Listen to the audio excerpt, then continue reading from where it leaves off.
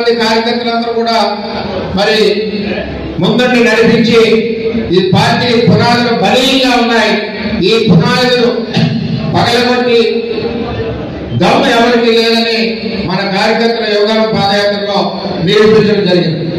మరి అదేవిధంగా ఈ పార్టీకి రాబోయే రోజుల్లో 2047 ఏదైతే రాష్ట్ర అభివృద్ధి ప్రణాళిక పార్టీ కూడా 2047 ప్రణాళిక చంద్రబాబు నాయుడు గారు నిర్ణయించి రాబోయే రోజుల్లో పార్టీ రథసారథి నారా లోకేష్ గారిని ఈ పార్టీని ఏదైతే మన గెలుపుకు కారణమైన పాదయాత్ర చేసి ఉన్నారో ఆయనకి రథసారథిగా ఈ తెలుగుదేశం పార్టీని ముందుకు నడిపించాలని చెప్పి కోరుతా ఉన్నాం. మరి జిల్లా పార్టీ నుంచి 7 నియోజకవర్గాల నుంచి కార్యకర్తలు అందరూ వచ్చారు.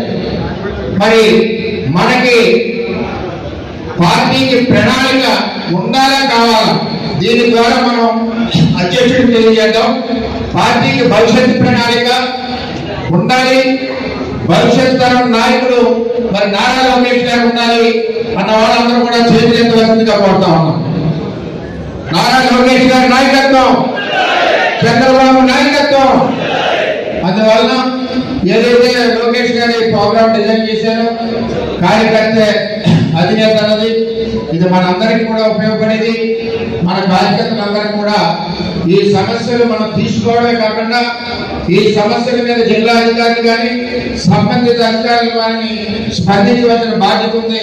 ఆ విధంగా మానిటరీ అందరూ కలిసి చేస్తామని